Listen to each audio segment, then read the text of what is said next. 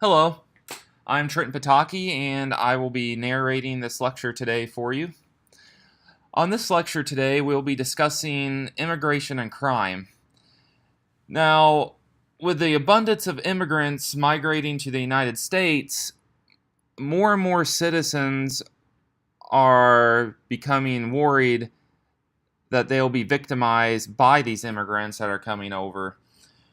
This concern follows with the possibility of being targeted with violent and property crimes as well. So, over the course of this lecture, I'll be discussing immigration policy, crime rates, immigrants being victimized, and more.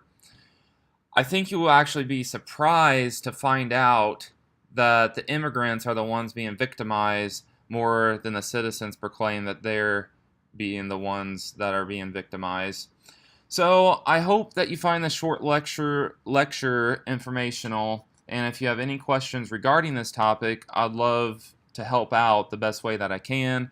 But if they're really complicated and need more in-depth explaining, then you will have to contact Professor B.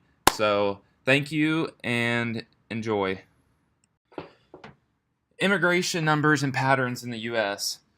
Between 1990 and 2013, the foreign-born share of the U.S. population grew from 7.9% to 13.1%. And put this in perspective, the number of unauthorized immigrants more than tripled from 3.5 million to 11.2 million. So to put this in perspective, the United States is the third most populous nation in the world, and we are adding 1 million immigrants each year since 1990. And in 2013, there were over 13 million immigrants with permanent residency status. I have a table down here that dates back 5, 6, 7 years ago for the lawful permanent residents that were eligible to be naturalized and not eligible to be naturalized, as you can see.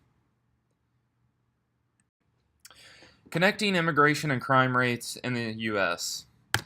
Studies have confirmed two powerful truths about this relationship between immigration and crime rates.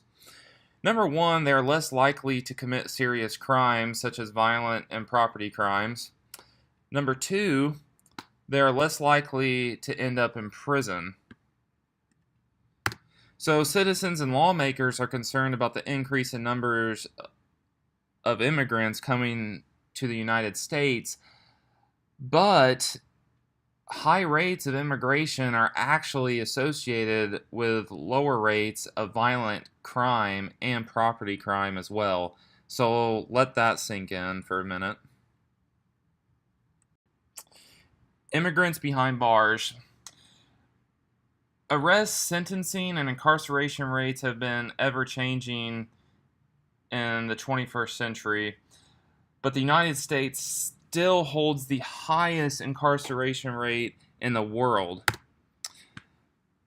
Roughly 1.6% of immigrant males aged 18 to 39 are incarcerated compared to 3.3% of native-born males in the United States.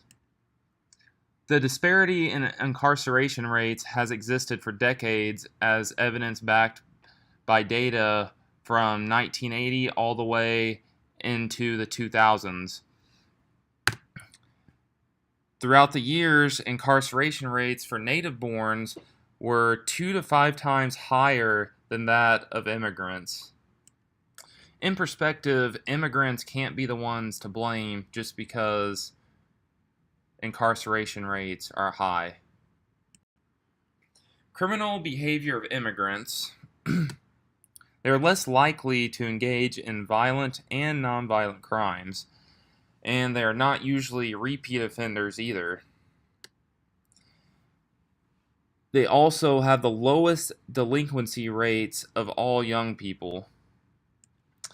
So all these statistics are pointing towards immigrants attributing to a low percentage when it comes to criminal behavior compared to natural-born citizens here in the United States.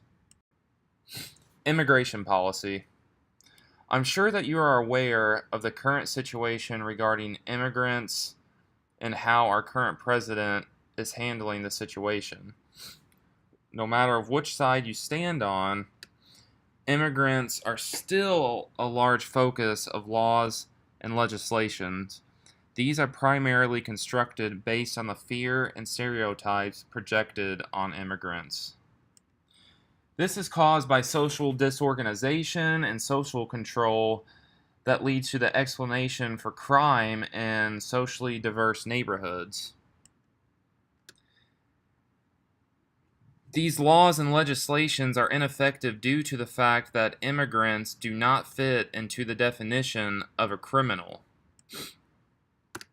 More legislation against immigrants results in a stronger negative stigma placed on immigrants themselves.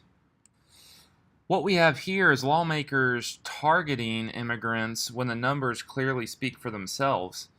Don't get me wrong, there should be policies implemented for immigrants, but the way they are being targeted is astonishing. Immigration policy continued. Laws on criminalizing immigrants have created a double standard when it comes to certain consequences. Immigrants who have committed minor offenses such as small traffic violations are likely to be convicted with much harsher punishments than a native-born citizen.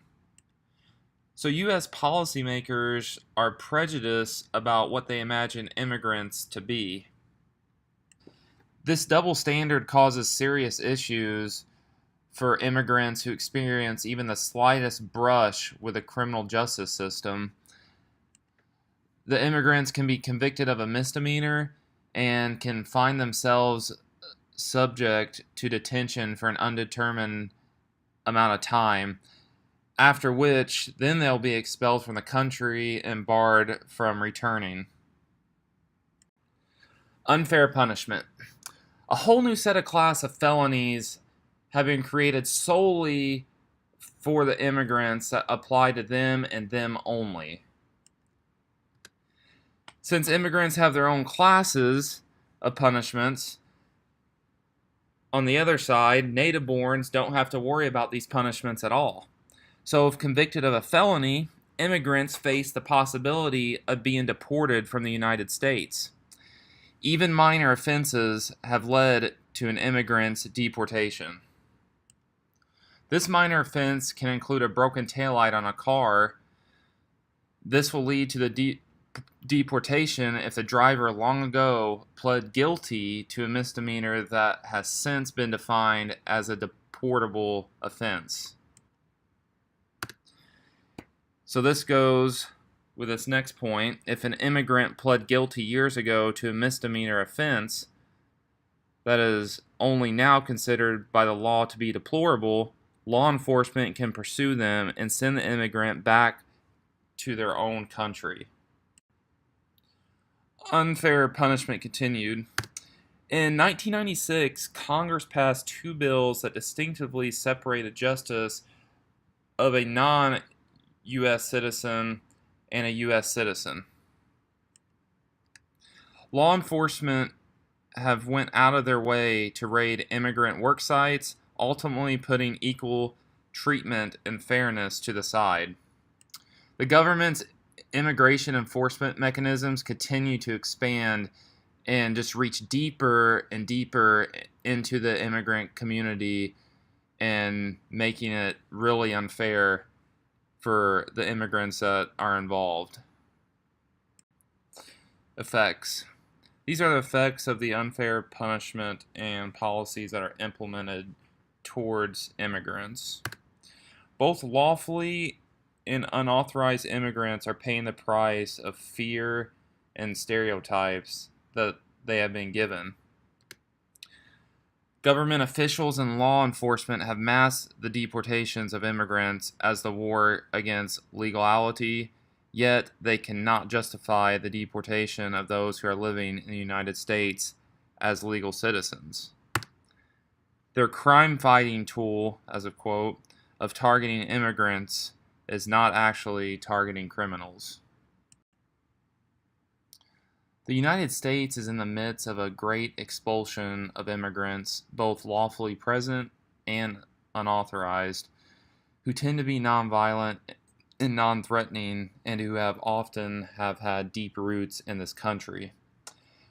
The unfair punishment towards immigrants and the policies that lawmakers are creating for immigrants have a sociological impact on connecting crime and immigrants to one another. So I want you to think about how being prejudiced towards immigrants has led to them being viewed differently, and how their social class affects their likelihood of being targeted for deportation. Thank you, and I hope you enjoyed this lecture.